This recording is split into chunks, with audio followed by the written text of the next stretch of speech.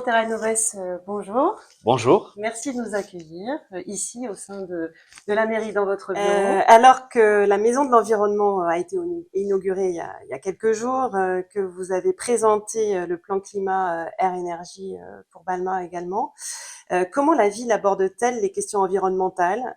Pouvez-vous nous parler des mesures prises pour promouvoir un peu cette durabilité, ces transformations, cette transition? Oui, il y en a beaucoup. Alors, d'abord, ça a été la volonté au niveau municipal d'avoir un agent embauché depuis quelques mois qui ne s'occupe que des questions liées au développement durable, aux défis climatiques et à l'environnement. Ça, dans le contexte qu'on connaît, c'est une volonté politique et une priorité pour nous. Alors, on a toujours fait très attention sur la maîtrise de la masse salariale. J'ai dit tout à l'heure qu'elle avait augmenté de 500 000 euros avec l'augmentation du point d'indice, etc. Au niveau des effectifs, alors qu'on a ouvert 2 écoles, qu'on a doublé les effectifs de la police municipale, qu'on a développé certains services, comme la navette senior, on est resté à peu près toujours au même nombre d'agents. 250 à peu près 250. Voilà. Depuis 2014 que je suis arrivé jusqu'à aujourd'hui, malgré l'ouverture de ces services, on oscille entre 245, 255, et je crois que cette année, on est à 251 ou 252 agents, parce qu'on remplace pas certains départs à la retraite, etc. Donc, le premier point, c'est que ça a été une véritable volonté politique d'avoir un agent qui s'occupe de ça. Deuxièmement, on fait en sorte de réduire la production de gaz à effet de serre. Ça va notamment en construisant des bâtiments qui sont éco-responsables. Vidaillan, par exemple. Voilà, économes en carbone, zéro carbone la plupart du temps. Donc, ça a été la maison de quartier de Vidaillan, qui est une véritable réussite, qui a été construite avec des matériaux biosourcés, qui vraiment est exemplaire de ce point de vue-là. Je le cite souvent en exemple, mais l'isolation des murs est faite avec des jeans qui ont été recyclés. Et c'est aussi efficace que d'autres isolants. Donc là, on a été dans l'économie circulaire, voilà, et je crois que c'est très important. Donc c'est les bâtiments. On va faire pareil sur la salle polyvalente et le dojo. Parce que l'objectif, c'est qu'on ait un contrat de performance avec le constructeur qui s'engagera sur des performances énergétiques qu'on va lui fixer.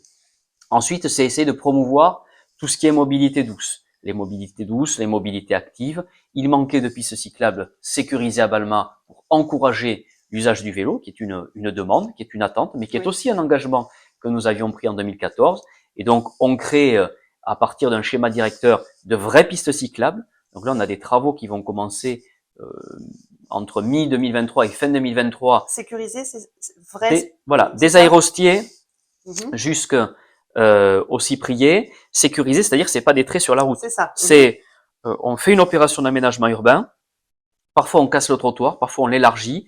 On sépare le flux des piétons avec le flux des vélos sur un aspect sécurisé. Et quand on n'a pas de place, parce que on a une ville qui a été construite comme ça et qu'on peut pas pousser les murs, eh bien, on crée par du revêtement au sol des zones qui sont des zones mixtes partagées. C'est un peu dans l'esprit de ce qu'on a fait devant le groupe scolaire Simone Veil. Donc ça sera notamment pour toute la partie de la Marqueille, qui ira grossièrement de l'avenue des Mimosas jusqu'au rond-point des Aérostiers. Là, on va retravailler le revêtement de sol pour bien faire comprendre aux voitures qu'elles sont dans un espace qui est partagé et que la priorité, elle est donnée au vélo, même si les voitures, naturellement, sont quand même les bienvenues dans ces espaces-là. Donc ça, c'est important. Ensuite, c'est essayer de moins dépenser d'énergie. Donc, c'est la rénovation énergétique des bâtiments dont je vous ai parlé. C'est aussi le déploiement de panneaux photovoltaïques. J'ai parlé tout à l'heure de local de la police municipale. On aura aussi, dans le courant de cette année, du déploiement sur le toit de la médiathèque. Parce que on a des expositions et tout ça va se multiplier petit à petit dans les nombreux quartiers de la ville. C'est 100% de nos bâtiments publics qui sont alimentés avec de l'énergie verte. C'est déjà le cas, ça. C'est déjà le cas. C'est l'éclairage public qui est rénové en LED, même si dans le cadre d'économie, avant d'augmenter la fiscalité, on a essayé de faire tout ce qu'on pouvait et qu'actuellement on éteint la lumière de minuit à 5 heures du matin, mais on déploie néanmoins l'éclairage LED pour les parties où l'éclairage public est éclairé. Bref, voilà, les questions environnementales, elles sont partout. Je peux citer aussi le théâtre de verdure pour apporter des îlots de fraîcheur. Donc, c'est vraiment un défi auquel on doit répondre. Je pense que les collectivités, on a beaucoup à faire et beaucoup à montrer l'exemple déjà avant de vouloir rentrer dans du dogmatisme, dans de la contrainte pour les habitantes et les habitants. Je considère que la contrainte, tant que nous avons encore de la marge pour actionner nos propres leviers, la contrainte, c'est aux habitants à se l'imposer eux-mêmes, c'est-à-dire être un foyer qui produit peu de déchets, être un foyer qui consomme peu d'énergie. Ça doit venir, je pense, aujourd'hui à ce stade-là, des comportements individuels, tant que collectivement, nous, les villes, on a tant à faire sur nos propres bâtiments et nos équipements. Voilà. En parlant d'équipement, c'est une parenthèse, on peut aussi citer que la volonté, elle est aussi de passer en tout électrique pour les véhicules. Oui, bien Par sûr, exemple, dès qu'on peut, oui. on fait ce travail. Donc, on a équipé effectivement des véhicules de la police municipale en véhicules électriques. C'est dans l'air du temps et c'est utile. Alors, des spécialistes comme Arthur Keller prônent, entre autres, comme solution en faveur de l'environnement et de baisser notre empreinte carbone, de consommer le plus possible et de produire le plus possible en local. Comment, à Balma, ça se concrétise si toutefois vous êtes favorable à cette approche? Et puis surtout, on ne peut pas vivre en autarcie à Balma. Est-ce qu'il y a des liens avec les communes avoisinantes? Est-ce qu'il y a des pistes là-dessus? Alors, il faut essayer de produire et de consommer en local autant que possible. On sait très bien qu'il y a un certain nombre de domaines dans lesquels c'est pas possible parce que nous avons perdu une indépendance industrielle que le président de la République veut d'ailleurs redonner à la France. J'ai lu plus de 200 entreprises qui ont été relocalisées pour de l'industrie. Donc on est en train de réindustrialiser notre pays pour devenir moins dépendant. Par contre, il y a tout ce qu'on peut faire en local, il y a la nécessité de le faire. Je pense notamment à de la production, donc la production par exemple agricole, maraîchère. On est en train de travailler beaucoup avec Toulouse Métropole. On va signer prochainement une charte pour justement essayer de favoriser tous les circuits courts, les circuits locaux. Alors, c'est déjà intégré d'ailleurs parce que avec la loi Egalim, qui est pour la qualité alimentaire, notamment dans nos restaurants scolaires, on est maintenant à 50% soit de produits locaux, soit de produits labellisés. Donc ça, c'est très important. On gagne en qualité de vie. Il faut essayer de recycler autant que possible. Il faut essayer de faire du réemploi. Donc à Balma, il y a notamment le café bricole qui se tient régulièrement dans le cadre de Balma en transition, et j'encourage vraiment chacune et chacun à essayer de s'y rendre autant que possible, parce que on doit réduire de 47 kilos les déchets qu'on produit d'ici 2030. C'est énorme par habitant et par an. Donc c'est énorme, hein. Il y a un gap qui est énorme, et pour ça il faut réemployer, il faut réutiliser autant que possible. Donc ça passe par le changement de comportement. Heureusement qu'on a des associations et des bénévoles qui sont engagés en ce sens. Et puis on est en train de travailler aussi au niveau de la métropole, dans le cadre de l'économie circulaire, sur la possibilité de recycler des matériaux, de les réutiliser lorsqu'il y a des phases de déconstruction. Et par exemple, dans le cadre de la démolition de la salle polyvalente et du dojo, nous allons proposer sur une banque de données tout ce qu'on n'utilisera plus, tout ce qu'on n'utilisera pas, parce que peut-être que ailleurs il y a d'autres chantiers qui veulent faire ça. Et avec la métropole, je suis notamment dans ma délégation en train de mettre également en contact des entreprises entre elles pour que les déchets des uns deviennent des ressources pour les autres. Je vous donne un exemple très concret. On a une entreprise qui produit des plastiques en déchets parce que elle colle des plastiques sur les bas de murs, les couloirs, les portes dans les cliniques et les hôpitaux. Elle a des chutes et grâce à l'usage de ces chutes, on va fabriquer demain des bioseaux, notamment pour collecter les biodéchets, parce que une entreprise a besoin de plastique et que la métropole, ça a été mon travail notamment, les a mis en relation. Donc il faut vraiment essayer de devenir moins dépendant des chaînes de valeur mondiale et essayer de reproduire en interne, de réutiliser ce qu'on produit plutôt que d'en faire un déchet, parce qu'en réalité, nos déchets sont de véritables ressources. Bien sûr. Si on parle toujours du sujet premier de cette interview, le budget, les finances, vous proposez aux Balmanais prochainement une réunion publique le 16 mai à 19h, si je ne dis pas de bêtises. Ça se déroulera à l'auditorium. Oui, tout à fait, parce que ce que j'ai expliqué là, très brièvement, chacune et chacun est en droit d'avoir accès à ces chiffres de façon détaillée pour expliquer, montrer quels sont à la fois les bilans du passé, mais aussi les perspectives que nous avons. je crois que nous sommes comptables de l'argent public, de l'argent que nous dépensons, c'est l'argent de la collectivité, du collectif, et donc à un moment il est normal d'indiquer dans cette période un peu troublée quelles sont les options que nous avons choisies et pourquoi, et puis également de dire où va la ville. Où va la ville en termes d'emprunt, où va la ville en termes d'investissement. Nous sommes quasiment à mi-mandat de ce deuxième mandat, donc je crois que cet exercice d'échange direct avec les Balmanaises et les Balmanais est utile, et puis nous répondrons également à toutes les questions légitimes qui peuvent se poser. Donc ça sera le 16 mai à l'auditorium. Très bien, 19 heures, c'est noté. Question bonus, alors vous disiez mi-mandat. Est-ce qu'on peut déjà vous poser la question, vous représenterez-vous à la municipale, enfin au municipal? Alors, je m'étais engagé à ne faire que 2 mandats. Oui. Je suis dans le cadre de l'exercice de mon deuxième mandat. Je ne vous cache pas que l'envie est toujours là.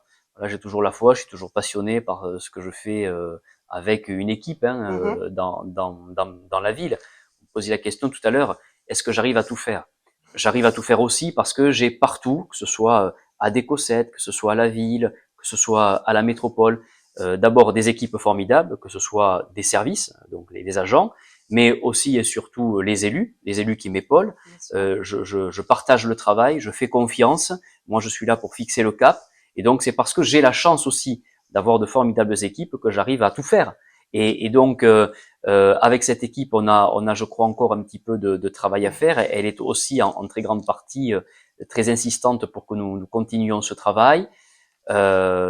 J'ai aujourd'hui très envie de continuer. C'est le local qui m'intéresse. Je l'ai toujours dit, le local m'intéresse. Voilà, je n'ai pas d'ambition nationale. La région m'a intéressé à un moment. C'est au niveau local.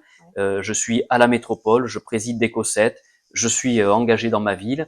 Voilà, j'ai envie de continuer, et donc je présenterai probablement à nouveau ma candidature en 2020, libre aux électrices et aux électeurs, s'ils estiment que j'ai fait trop de temps à la tête de la ville, de prendre la décision de changer, et puis je m'inclinerai, et c'est la démocratie, c'est la vie, voilà. J'ai pas que ça dans la vie, j'ai la chance d'avoir aussi, comme j'ai dit tout à l'heure, un travail, une activité de kiné, mais je tiens énormément à ce que je fais, voilà, pour l'intérêt général. On va essayer de faire le jeu en 2 mots, mais c'est toujours très compliqué. En revenant sur certaines délégations de vos élus, en 2 mots, est-ce qu'on peut faire le point, par exemple, sur le budget participatif? En 2 mots, il est en ce moment. Oui, il est en ce moment. Je crois que les votes sont encore ouverts, donc il est encore temps de voter. Il y a des projets très intéressants qui vraiment vont avoir un impact sur la vie quotidienne, que ce soit l'installation de tables de pique-nique, que ce soit l'installation de la peinture de marche d'escalier dans les écoles pour favoriser le savoir. Enfin, il y a vraiment des projets qui sont très très intéressants. Ils le sont tous. Donc, allez aux urnes, choisissez votre projet, faites-le vivre. Dans quelques temps, nous clôturons le vote, et puis nous réaliserons tous les projets qui peuvent l'être dans le cadre de l'enveloppe de 50 000 €. Très bien. Les travaux Mimosa, alors cœur de ville, on va dire, hein, on en a un petit peu parlé. Oui. Alors, ça a débuté, je crois que c'est l'eau en ce moment. Oui, c'est l'eau. C'est ça. Oui. Le gros chantier, il est arrêté, les plans sont arrêtés. Alors, les travaux de l'avenue des Mimosas ne sont pas tout à fait commencés, c'est-à-dire que, indépendamment de la réfection de l'avenue qu'on veut faire, il y aurait quand même eu des travaux de reprise des canalisations sous-sol qui étaient anciennes. Donc, les plans ne sont pas encore arrêtés. Dès qu'ils le seront, nous reviendrons vers les Balmanaises et les Balmanais pour les présenter. Il y a un travail qui est fait actuellement en lien avec les équipes de la métropole, et je pense qu'on sera sur un chantier qui se déroulera à partir de mi-2024. Donc on a encore un petit peu de temps pour évoquer ce dossier et le présenter aux habitants. On a parlé un petit peu du plan climat, air, énergie. Alors, il est présent sur le site de la ville. Il est affiché à la Maison de l'Environnement. Il est ambitieux. Il y a déjà beaucoup de choses qui sont quand même réalisées ou déjà très bien enclenchées. Oui. L'idée, c'est fin du mandat d'essayer voilà. L'idée, c'est nous avons créé un plan climat, air, énergie territorial balmanais. on n'était pas du tout obligé puisque la loi l'impose à partir des communes qui ont beaucoup plus d'habitants que nous. Mais il nous semblait important de classifier autour de 6 axes les 33 actions que nous avons engagées, je crois que c'est bien 33, pour que chaque balmanaise, chaque balmanais, eh bien, puisse aller voir ce que nous faisons dans tel ou tel domaine pour l'environnement et pour répondre aux défis climatiques. Et puis également suivre l'avancée de chacun des dossiers, puisque certains projets sont commencés, d'autres sont achevés, certains débuteront dans quelques jours, semaines ou mois. Et donc là aussi, c'est une volonté de transparence pour montrer point par point tout ce que nous faisons dans ce domaine de l'environnement. Le théâtre de verdure, alors il a vraiment pris forme. Hein. Oui. On estime qu'il est achevé en termes d'aménagement. Il est achevé en termes d'aménagement. On attend encore quelques petits brins d'herbe, quelques feuilles sur les arbres, mais il est aujourd'hui quasiment à son état tel qu'il sera in fine. Voilà, une belle réussite si j'en crois les nombreux témoignages que je reçois. Encore ce week-end au concert de l'atelier sonore, un habitant qui m'a interpellé pour me dire que c'était vraiment un très très bel aménagement. Côté sport, est-ce qu'on a des choses à annoncer, hormis qu'on a beaucoup d'associations sportives qui brillent? Est-ce qu'il y a des nouvelles installations? Alors, les nouvelles installations prévues, c'est des rénovations qui se font régulièrement au niveau du tennis. C'est ensuite dans le futur bâtiment de la salle polyvalente l'intégration donc d'un espace pour le dojo. C'est également des espaces de rangement pour nos associations sportives qui utilisent le complexe qui jouxte la salle polyvalente. Et puis, nous créerons également dans cette unité, dans cette enveloppe polyvalente dojo, un espace pour le tir à l'arc qui aujourd'hui s'exerce dans le gymnase et qui désormais aura un espace dédié uniquement pour lui, 100% du temps, et ce qui lui permettra de représenter encore plus et encore mieux les valeurs de notre ville, puisque c'est un club qui performe beaucoup, mais comme d'autres d'ailleurs, comme le rugby, le foot, le CAB, le hand. On a de très très bonnes associations sportives.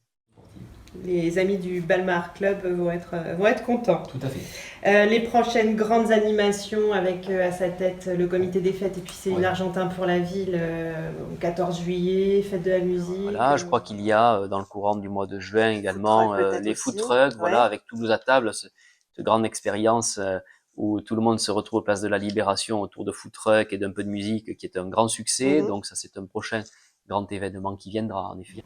Le point sur, et je crois qu'après je vais m'arrêter là, le point sur, on parlait de pistes cyclables, de mobilité douce, le point sur le marché public des vélos électriques, ça a fonctionné? Ça a fonctionné, un peu moins qu'on ne l'aurait imaginé, mais voilà, on a pu donner satisfaction quand même à plusieurs dizaines de balmanaises et de balmanais, donc c'est un point qui est intéressant.